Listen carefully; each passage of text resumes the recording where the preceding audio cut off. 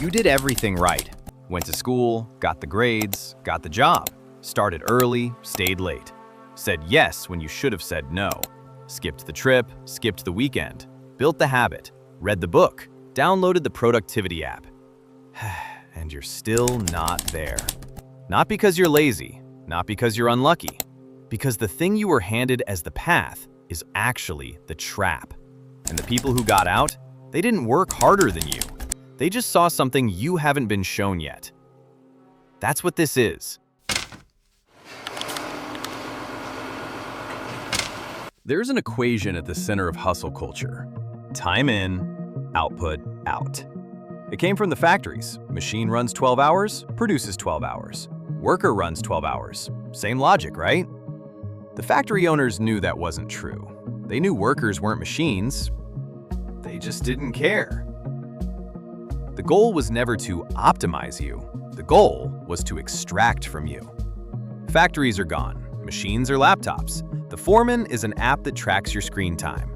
But the extraction logic? Identical. Here's what nobody adds to this story. Your brain, the organ you're running all of this on, was never designed for this, and it has been quietly breaking down the whole time.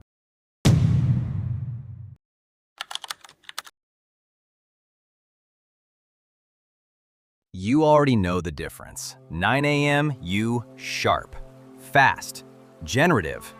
10 p.m., you open tabs, not moving, technically working. One is building something. The other is just the performance of effort. There's a mechanism behind that difference. Under chronic stress, sustained, daily cortisol load, the prefrontal cortex physically changes. Not you feel less sharp, structurally, measurably smaller. That's the part of your brain responsible for long-term thinking, judgment, creative problem solving. A Stanford researcher ran the output numbers. After 55 hours of work per week, the hours beyond that, statistically indistinguishable from zero. The person working 70-hour weeks isn't outproducing the person working 50. They're just paying a much higher biological tax for the exact same output. Most people stop the conversation here. Rest more, set limits, protect your energy. True, but incomplete. Because the real question, the one most people never ask, is who benefits when you don't stop? Modern economies run on one fuel. Not oil, not data, consumption. GDP numbers, quarterly earnings, job reports, all of it depends on people spending money, which means people earning money, which means people working. Continuously, reliably, predictably. You are not a participant in the economy. You are the battery. The system doesn't need you to be wealthy. It needs you to be functional. Functional enough to produce, functional enough to spend, and just financially constrained enough to need to do both again tomorrow. This isn't a conspiracy. Nobody designed this specifically for you. It's just what systems optimize for when left to their own logic. Since the 1970s, worker productivity up over 60%. Real wages, adjusted for inflation, barely moved. You are producing more than any generation before you and keeping less of it. Hustle culture's answer to that gap? Work even harder. Which, now that you see the system, you can recognize as exactly what the system needs you to do. So what do the people who actually get out do differently? It's not intelligence, it's not working harder, it's one thing.